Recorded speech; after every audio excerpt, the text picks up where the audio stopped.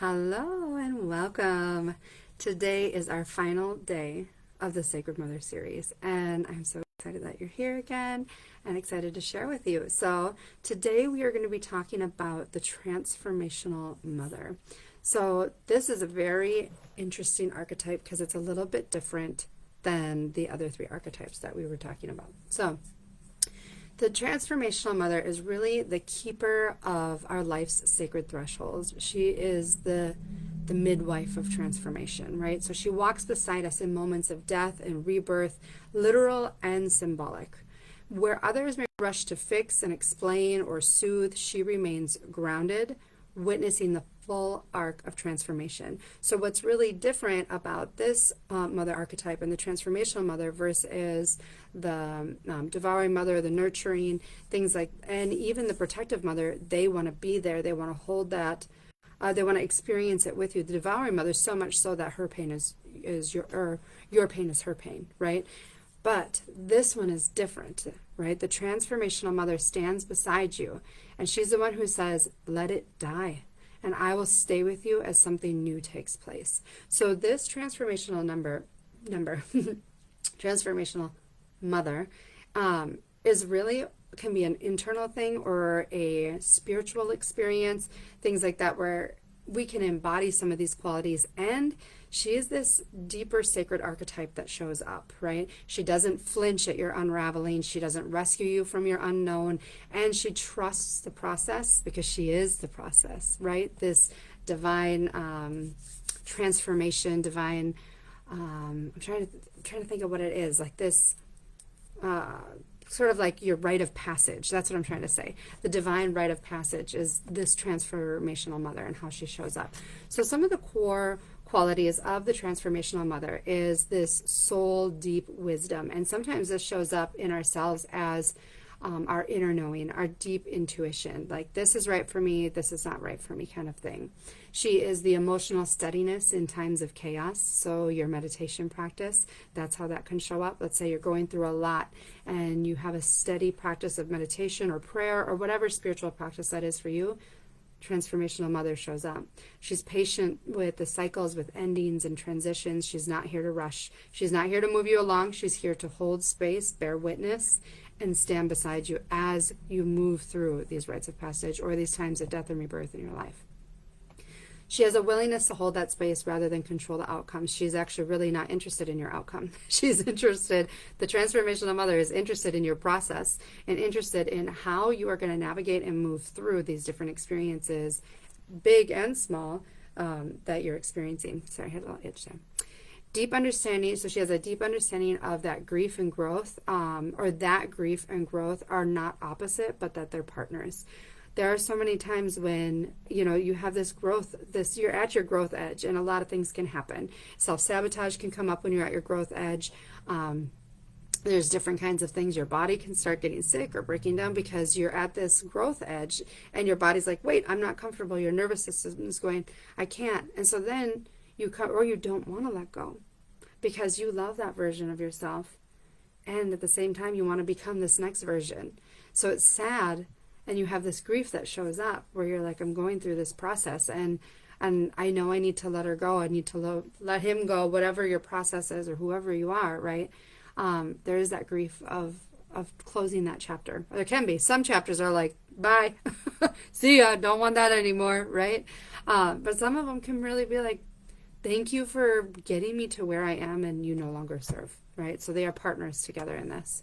So when she shows up, when does she show up? So some of the moments that she shows up are things like divorce or death, even things like menopause, spiritual awakenings, and career redirections.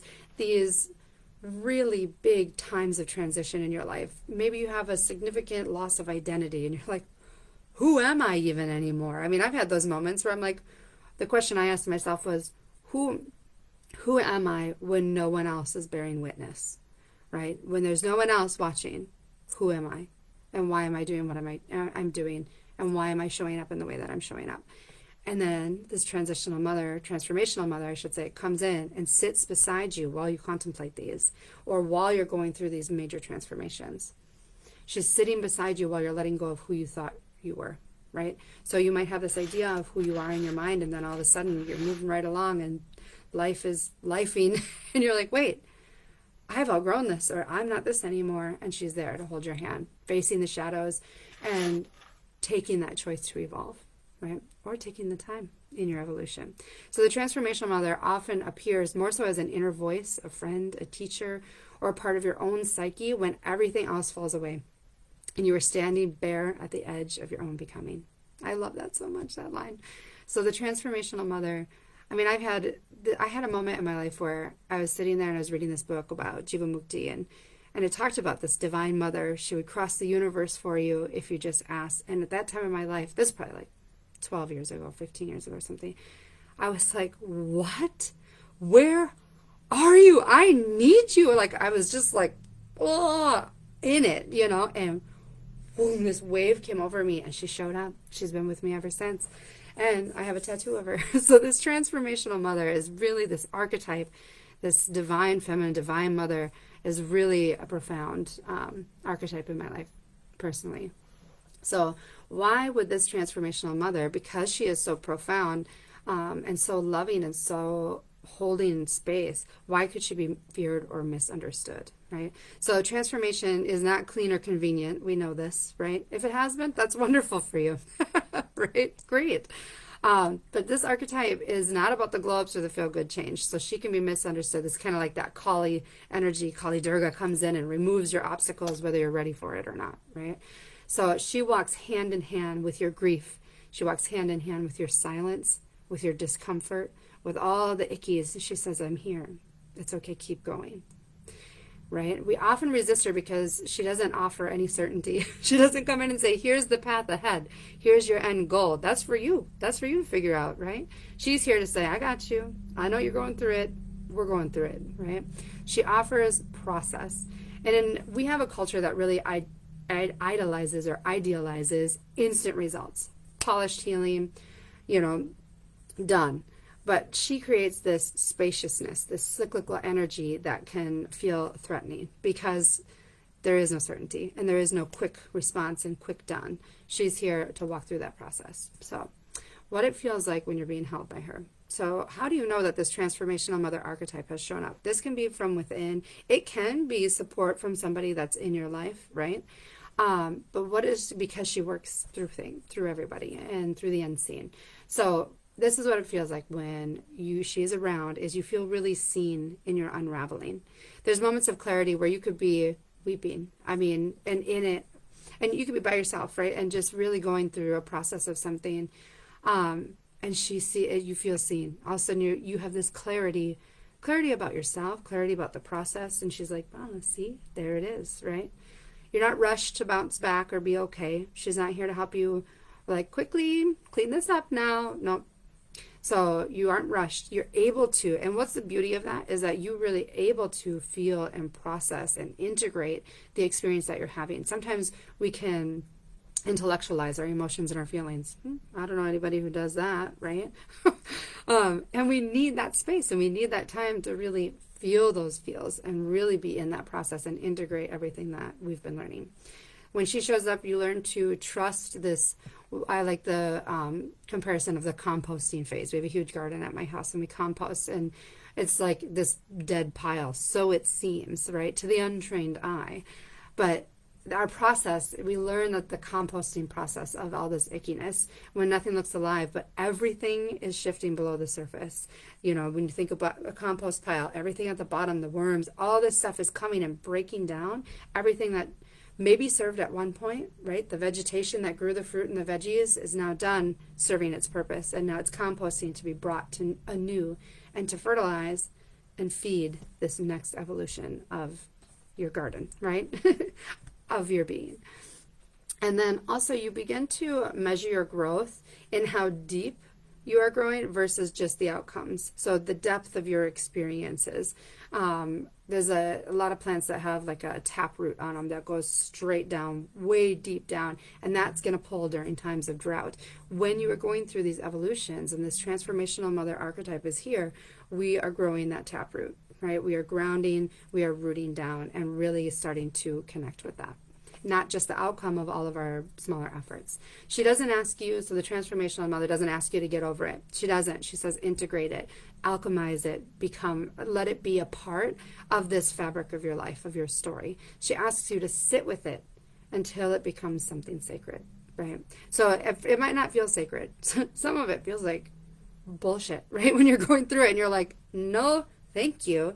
And then as you start moving through it and you're starting to feel those emotions and work through it and alchemize it, it turns into something sacred. And I can look at some of the darkest days that I've experienced and think, wow, I would not be who I am and where I am now if I had not experienced that. So here are some signs. So we talk about the transformational mother. What are some signs that we are being called into this archetype and looking to connect to this archetype ourselves? This is when you are in a transition where your old identity no longer fits and you're finding friction, maybe in relationships, your job, and habits that you have, right? Alcohol is one of those things for me that fell away. I was like, this is not serving me. I don't like it. And it's fallen away. I don't even have a desire, right? And I know that's not the case for everybody. Alcohol is not a great example, but that's an example of my life because I know that can be a very difficult and long road. Other times that you're being called into this archetype is you feel emotionally raw or untethered, but you know that something new is emerging. You have this inkling like there is something there. You're like, everything is falling apart. I'm feeling raw. I'm feeling like I'm feeling uprooted. Something new is coming and emerging. She might show up when you've been trying to fix a situation that actually needs to die. It's the old adage, let go or be dragged, right? I can't remember who says it right now at the top of my head, but yeah, let go or be dragged. She shows up to say, honey, let go. It's done. Let it die, right? And then you might also be holding space for someone else's transformation, somebody who needs grounding. A lot of energy workers, therapists, things like this, they step into this transformational mother archetype and they hold that space and they allow people to feel the feels and they become that container that she really provides. And also in times, she shows up in times in your life when you're being asked to just trust the timing, trust the cycles and the nonlinear growth. How many times have we seen the memes that are like, growth doesn't look like this, it looks like this, She comes in and say, hey, let's trust that process. She also invites us to surrender our control. That's one of my biggest things is, okay, I surrender control. I'm a Virgo with a Capricorn rising. Tell me about wanting to control. Okay, I surrender and honoring the unknown. I had a friend, I was telling her that recently. I've just been in this space of this energy, this transformation. And she asked me, well, she's also like a PhD level therapist. And she was like, we're just having lunch. And she goes, well, what would it feel like if you sat in the stillness and the nothing, honoring the unknown? And I was like, dang, calling me out, but I love those friends. I feel so grateful to be surrounded by people like that in my life. Her invitation is also to allow grief to be the teacher rather than allowing it to be all consuming and seeing beyond just the initial shock of that grief. And remembering also that death is not an ending but a doorway. Death, literally, figuratively, spiritually, all of these parts of our lives that are evolving. She comes in and says, this isn't the end. This is just a doorway into the next phase and the next evolution. She helps us to take all of those old stories, those beliefs, relationships, or versions of ourselves that are no longer serving and compost them. Let's put them and then let's recycle them so that they can really serve. And in their place then, something else is planted, something sacred, something real begins to rise. Until then, that's no longer serving, and it's this cycle. She invites us to say, hey, it's okay to be in this cycle. She whispers, you don't have to be who you were, right? You are allowed to become, and you are allowed to begin again. I love this transformational archetype. She has been so pivotal. I can't say this word. She's been so impactful in my life. So I just was really excited to share about her today. Some of the questions that she likes to ask that you can kind of sit with if you want to journal on these. And I'll be sending this in an email too, so you can, a follow-up email so you can watch the replay. And then also hear some of these again is, what ending am I resisting and what might be waiting for me on the other side, right? That's kind of a clear-cut question. And then also, let yourself grieve the old version of you and then listen. What is quietly asking to be born again or be born anew, right? I mean, I had a meditation practice where it was crazy. What I was shown was this door, and I was like, no, not a door. And then I was like, wait, why am I judging what's showing up? Like, I asked for divine vision and message here, and this door shows up, and I can see through this doorway me, like almost a mirror image of me sitting there. And then she waves, and the door starts to close, and I'm like, oh no, I don't want to close the door. But that's the edge, right? That's that death and rebirth, and that's that cycle that's constantly happening. So stones and crystals that are really going to be powerful for this. Moonstone is a very powerful stone crystal for divine feminine energy, divine transformational mother archetype energy. When I first came into this Sacred Mother series and I was researching and pulling these inspirations, the transformational mother was going to look like chrysocolla, shungite, some African turquoise, carnelian, all of these stones that are like very transformative, inner truth, creativity. And when I sat down, it was like, no, honey, I'm sorry, that's not what we're doing today. Right? I was like, okay. So moonstone showed up, clear quartz showed up, labradorite absolutely showed up, intuition, transformational energy, trusting the process. And then selenite, the divine cleansing energy of selenite. She is goddess Selene, the moon, too. So this is one of the pieces here, and this right here is a large double terminated clear crystal quartz. And then on either side of it is 2 Herkimer diamonds. So you can see the Herkimers right there. And they come from the Herkimer region of New York, and they're only found in one spot in the world. And then it also has little tiny moonstone beads in between. So those little white ones are actually rainbow moonstone. So this is the Transformational Mother pendant. And then we have another, I did another necklace because I was like, I want to do like 10 necklaces of this version. Maybe I do. This is 3 Herkimer diamonds right in the middle there. So 3 Herkimers. This one has labradorite, moonstone, and clear quartz in it. And this is also going to sit right at that, like the higher 16-inch length too, instead of something a little bit longer, because it's just the single strand. Then we also have the transformational amplifier, because I know you guys love these little beads. This one has clear quartz, labradorite, and then 3 selenite across the top. One thing to keep in mind about selenite is that it does not like to get wet. So for those of you who shower with your bracelets and swim and all that kind of stuff, that's fine. But with this one, I would take it off because selenite does not like being wet. I made 3 different versions of the bracelet. So we have the amplifier. Then we have the 6mm. This one is a lot of moonstone. I might make one of these for myself too. I'm obsessed with this. So a lot of moonstone. And then it's got labradorite, clear quartz, and selenite in it as well. And this is the 6mm. And then I made a larger one that has the rainbow moonstone nugget right in the middle, right there. Right? And then clear quartz, labradorite, and selenite. Yeah, there's selenite in this one. And that one has faceted beads with it as well. And then the piece de la resistance, or however you say that, the big one, is the Transformational Mother mala. So this one is amazing. I don't know if you can see, I'm going to show it here. The flash of the labradorite. It's hard to see on video, the flash of the labradorite. I'm not sure if you can kind of get it in there. So, but this is a giant labradorite nugget here. And then we've got clear quartz, rainbow moonstone, selenite, and labradorite in this, all the way around this one. So these are going to be available on the website shortly. I just need to photograph them and get them up and send out the email. So thank you so much for joining me. This concludes our Sacred Mother series, the Transformational Mother. I hope that she can walk beside you and be there as you are moving through those huge death and rebirth times of your life. Thanks for being here. Check out the website. You can shop all these pieces at moxiemallas.com, and then also the replay is going to be on YouTube as well. Thanks. Bye.